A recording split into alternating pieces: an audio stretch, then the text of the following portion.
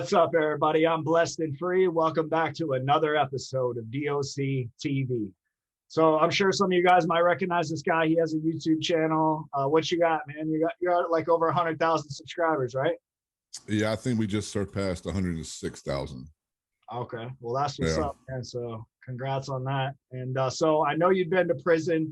I saw your channel. You did some reactions to 60 Days In. So I want to have you on DOC TV, man. I'm curious about your story. So why don't you go ahead and just tell the people who you are and where you're from? Well, first of all, my name is Dropping Hits. That's my channel, but my real name is Sean. I'm from Virginia, and I did federal time for about 6 years, from 2004 to 2010. What led you into the life of crime and shit? Was it to get money, or like what was pretty much get money. I mean, people always say I've been smart, too smart for my own good, I guess. I'm always been into like computers and technology and all that stuff. What led me into being incarcerated is, I don't know, man. I fucking came up with one idea of selling software. Probably, what was it at the time? Windows XP. Yeah, that was about the time, like 2001, something like that. 2001 is when I started. And yeah, that back then they had the Yahoo auctions. eBay was still fairly new and everything. And they didn't have a, what's it called? I guess like a security measure for counterfeit stuff. So I was able to get any program, any movie back then for free. So I just did a test run on Yahoo auctions. I made a couple copies of Windows XP and put them on auction. Both sold for about $300. So I made $600 like that within a day. So I was like, damn, let me see what else I could do, right? So I started making accounts on eBay, whatever. I was just putting up like Photoshop, Premiere Pro. Back then, them things cost in the store like $800-900. Yeah. And I'm just making copies with my CD burner, whatever, DVD burner. I got a little printer to print the labels out, and I'm just mass producing. I'm making like 5-6 G's a week doing this stuff. But you know, then companies started getting hip to it. Would shut my accounts down. I don't care nothing about that. I go back then. You could go to, there was a nearby mall. You just go get prepaid cards. Ain't got no name on it. You can put whatever you want on it. Make PayPal accounts, make PO boxes, all that stuff. So that's what I just kept doing. And I was taking Western Union, mostly PayPal though. Money orders. That's pretty much it about those. That's the only payments I would take. And I'm just doing these whatever for a while. And I get visited by I forget what the company, can't think of the Consumer Affairs, I want to say it's called. So I get visited by a guy from there. It says, look, man. eBay? No. It's the government shit. Like I guess they have you could be reported to a website about fraudulent items or something like that. And so I got visited by the guys like, look, you know, we know what you're doing, just knock it off, pay these people back, and we'll let it go. And I was like, all right. So, you know, I was kind of nervous about that. I thought I was gonna get locked up for it. I was like, oh, that's all they do? They just come tell you to pay these people back? I was like, shit. So I go ahead and pay the people back, whatever. I do it again. I keep going with it. I did it for about 2 years. And I'll never forget when the feds actually came to my damn apartment, you know, bang, bang, bang, bang. You know, there's like 10, 15 of them. Got the guns out. I'm like, yo, I ain't no violent dude. You know what I'm saying? I'm doing some like white collar shit, but that's how they roll, I guess. They searched my apartment. I'm like, do what you got to do, man. It's whatever. Then they sit me down at the table, at my dining room table, talking about, well, we want to know some, hey, I ain't telling y'all nothing. I'm under arrest or whatever, you know what I'm saying? Take me to jail then. No, you just under investigation. I'm like, I ain't got shit to say then. You know what I mean? You ain't putting me under arrest, fuck it. Y'all get the fuck out. Take what you're going to get and get out. So they took all my computers and all that stuff I was making them.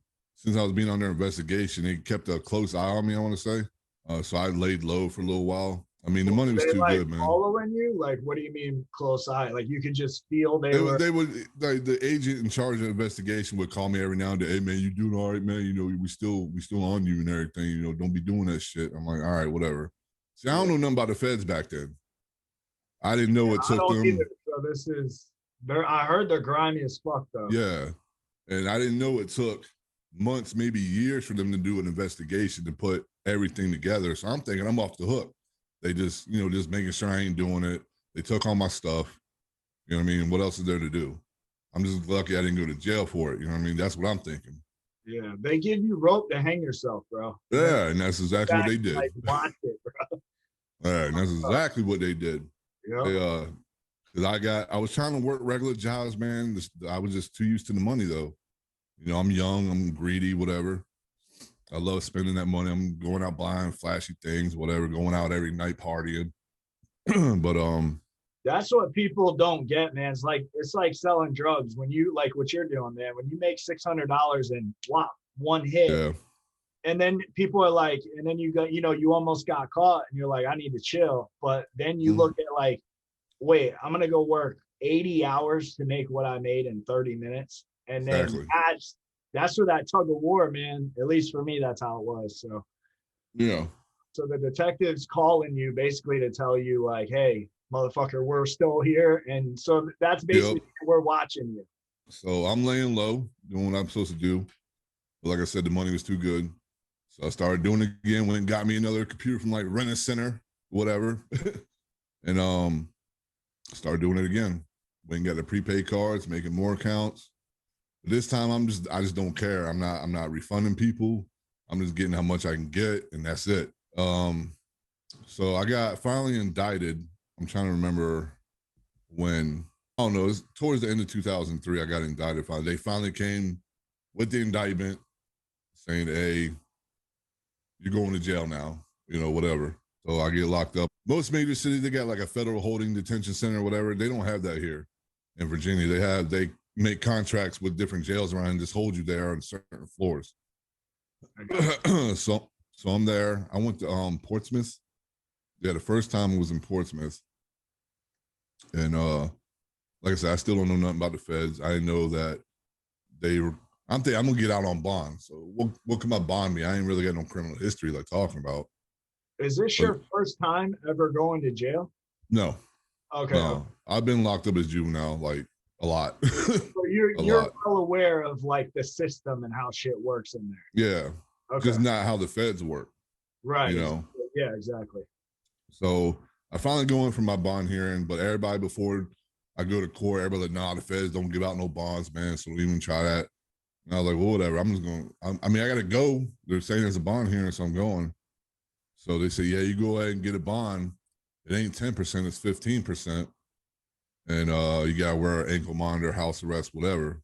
And I was like, fuck, I don't care. That's fine. I got the money to get out. So I get out, but I'm still dumb, man. Even though I'm out on house arrest, I'm still doing the fucking copyrighted fucking software shit, man. Damn, bro. Yeah. So how long did you get out on bond and do that for before you got popped again? Oh, I ran. I cut the ankle bracelet off and ran. Once I found, they did the whole pre-sentence report, whatever. And once I seen how much time I was looking at, I think it was 10 years I was looking at. Damn. And I was like, nah. Fucking Photoshop program? Yep. Bro, that's crazy. Because see, with the feds, when they're dealing with like fraud stuff, they go by the money amount. And that's how they determine your length of time. Okay. You know what I mean? And they said I did over 150 grand or something like that. Damn, 120 grand, yeah. Some fucking programs. Yeah, And so once I seen the pre-sentence report, my lawyer sent it to me, and I looked at. I said, nah, nah. I called my mom. I said, Mom, I'm sorry, man. I can't do that kind of time. I said, nah, I don't think I'm built for that. I can't do it. She was like, what are you going to do? I said, I'm going to cut this motherfucker off and I'm out. I cut it off and I hauled ass. I was gone for a little bit. Did you have a plan though? Like when you cut the bitch off, like did you sit back for a week and no? Nope. For the moment? Yeah, I called my homeboys and shit. Like, yo, I'm coming through. You know what I mean? First way too, bro. Spur of the moment like that. And like I said, I'm young. I think at the time I was 23 or 24. Oh yeah, you're invincible, bro. Yeah, you know what I mean? Right now I'm 42, about to be 43. You know what I mean? I wouldn't be thinking like this back then if I was this age, Right, yeah, exactly. But so I was staying at people's houses, whatever. And I was with this chick at the time, and her mom had an apartment that wasn't in her name. It was like in a best friend of hers or something like that. So I thought that was like the perfect spot for me to fucking lay low until I figure out what I'm gonna do. And nope, I can't prove it, man. But I have a feeling she's the one that ratted out to the feds where I was at. I don't know. I think they got to her. You know what I mean? Because they knew what she was. You know. Yeah. But I think they got to her, and she ain't built for the streets, man, at all. So it's like, yeah, he's over here. Because she was acting real weird the night before they came, and you've been with somebody for so long, you know something ain't right.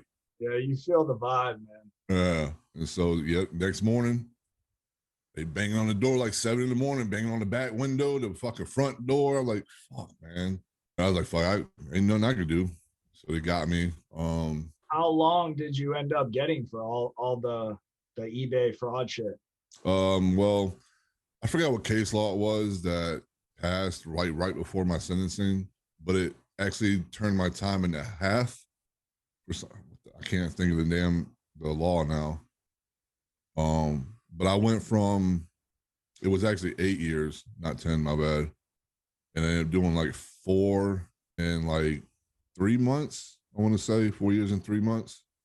But because I ran and I missed my sentencing, around here, I'm thinking, okay, you get like, what is that? A capias, you get like 10 days in jail, whatever. Nope, that's a whole separate charge in the feds. And they sentence you accordingly. I got 2.5 years just for running. So it ended up being to like around almost 7 years, and with good time, I ended up doing close to 6 or a little over 6 or whatever. That's crazy, man. So what was it like, man, going to prison? I'm gonna tell you what, man. This is my first time going to prison and everything. I'm nervous, man. I'm anxious, nervous. I mean, I know I can hold my own, man, but I'm like, you see all this stuff on TV, you know what I mean? The movies. It's like, damn, over getting fucking fucked up, getting jumped, all this shit. I'm just like, man, I'm just gonna lay low as much as I can, man. And it wasn't actually that bad. Be honest. I was at FCI Petersburg at first. My first day there. It was funny because I walked to the unit and the CO, he's taking me to my cell. Here comes this dude. No, we don't want no white boy in our room. We don't want no white boy in our room. I said, God damn it, man. I'm at the fight already. But the CO was like, no, calm down. He's just temporary, whatever. And it turned out to be he was from another city that's close to me. So we got along pretty well. And then then all the white dudes come up and say, where you from? What you do? You know, you need anything? They take care of you, whatever.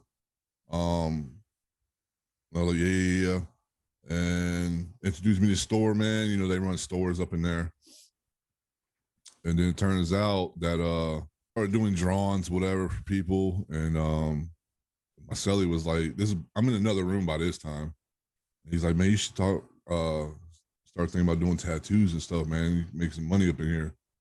And I'm like, yo, I ain't never done no tattoos. I don't know anything about it, but hey, whatever. So yeah, I started tattooing, got the little machine out of the hair clippers, whatever, made the needles out of guitar string, you know. Started like all these are from when I practiced on myself. And I'm in the process covering it up actually. Yeah. Because I do tattoos now. I'm licensed and everything. What were you using for ink? Soot or no, you could order from they had like an arts and crafts department, whatever. And you could actually order these pens out of this catalog. And what you did, you took out the pens and where it's just yeah, and you just soak or squeeze it out. Order all the black, squeeze it out, put it in a little bottle. That was it. So how was Petersburg as far as like the violence and everything? Was there a lot of that going on, or was it pretty chill? I mean, for the most part, it was pretty chill. It was boring, to be honest. But there were fights, not like every day or anything like that, like every week. I mean, maybe I don't know, once, twice a month. There was like something going down. We getting locked down with some dumb shit. Yeah. But it was pretty chill. Huh? Yeah. I said that's pretty average. Like which is the chill camp. Yeah, it wasn't really like I don't know. Like I said, to me, I was bored half the time. I'm trying to do whatever I can and not be bored. I just need to keep my mind busy. I think with the feds though, it's more emotional to fuck with you, like with the rules and everything. But I didn't really see. I mean, I saw some violence, but not like talking about it. Nah. And then I was only there for 3 years. And then I got transferred to the RDAT program. I got what that was in Butner, North Carolina, and that's where I spent the rest of my time. Where are you at now? In Virginia. Okay. So when you were in there, man, and you were like close to getting out, like, what was the plan for you at that moment? When I come home? Yeah, when you were getting ready to come home, did you have a plan? Well, I got sent to the halfway house. Okay. I got 5 months at halfway house, which is in my city, which is really convenient for me, man. I can see my family on the weekends and all that stuff. But what I wanted to do, since I was doing tattoos already, is actually follow up with that when I came home. I just didn't know how to go about doing it. So when I came home, I was doing whatever job I could do to make ends meet, whatever, to keep my probation happy, because I was still on supervised release for 3 years. Damn. And I'm doing whatever I can to leave me alone. That's pretty much what it is. I'm gonna do what I gotta do to leave me alone. So the funny thing is, I ran to a couple of people I knew, whatever, and they actually knew a shop owner, so got me an apprenticeship over there. My probation officer had to come check it out, of course, because one of the stipulations was I cannot have a computer or be around one because of my crime. Damn, bro. Yeah, but everywhere you go now, when I came home, everywhere you can only apply online. You know what I mean? Every fucking place had a damn computer and everything, so it was hard for me to even find a job at first. But ended up getting that apprenticeship at the tattoo shop, and probation officer came by. Nah, you can't do it, man.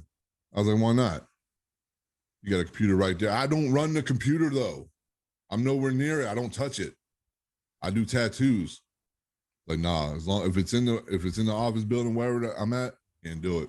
So there goes my tattoo career, man. Because I'm trying. This is what I want to do. Keep me out of trouble. So I just started going landscaping. That's what I was doing for a while, and then eventually, I guess the way the feds work, if you're doing all right on supervised release, they switch you to somebody else who won't look over you as often. You know what I mean? You won't have to report as often. Whatever you're doing all right. So they switched me to another person. And I actually explained to him what I was trying to do, because he's like, what's your plans once you get off? And I was like, look, this is what I'm trying to do, man. This is what I like to do. It's going to keep me out of trouble, make good money doing it. I said, I just need to do an apprenticeship. And the last guy who was supervising me wouldn't let me do it. I said, won't you come on by, check it out? I'm going to try to get back in there and let me know what you think. He's like, yeah, I got a little bit more leeway. You're almost done with this, and so forth. So he came by, talked to the owner. He's like, yeah, he don't ever touch the computers, man. You ain't got to worry about that. The owner's wife was the one that made the stencils out for us. That way we keep things going. And he was cool with it. So that's pretty much what I did, man. He let me go on with it, whatever. Unfortunately, I didn't finish my apprenticeship there. Huh?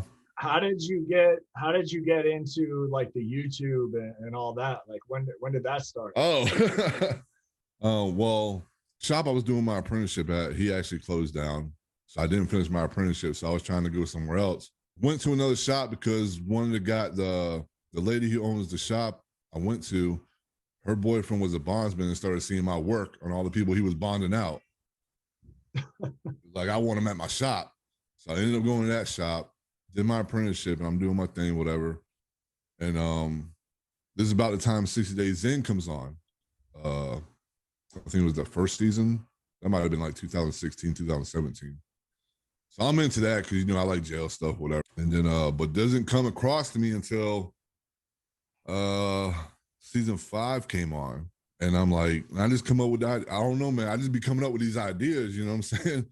So I'm sitting at work and we're watching 60 Days In. And I'm like, you know what, guys? I see how these people reacting to stuff, man, but I ain't never seen anybody on YouTube react to 60 Days In yet. So like, I'm gonna do that shit tomorrow. So I'll go home, and do a little. My first videos were horrible, man. They were garbage. Like the audio was all messed up, man. I got a green screen behind me. I'm all small and everything. Then I'm like, I didn't know what I was doing, man. But I know what you went through, man. So I go ahead and, publish the video, whatever, I upload it, 6 days in, season 5, episode, whatever, reaction. I go to work, and I'm just keeping an eye on my analytics, whatever, see how it's going to pop off. I'm tattooing. I turn around. I said, holy fucking shit. I had gotten 20,000 views in 1 hour, right? Yeah. So I was like, yo. I told my boss, I said, I don't know when. I said, I'm gonna quit. I just don't know when. I said, if it keeps popping off like that, I'm not gonna be doing it. She's like, yeah, right. That ain't nothing. You ain't gonna make no money. Okay. Were you getting subscribers too? Mm-hmm. Okay. Yep. They were I think my first 10K came in about a week. Oh, a week and a half. Yeah. Then I started doing like these other videos from the shop. Originally I wanted the YouTube channel to be a tattoo channel, like showing off when I do tattoos, talk with other guys in the industry, whatever. But that wasn't popping off. So I was like, well, I just got to roll with this then. So I just started doing more 6 days in. So I started doing, I started from season 1, started doing all that. And then, yeah, I mean, it was pretty taking off. And then I think I got to 60K subs and it slowed down because I've done all the episodes.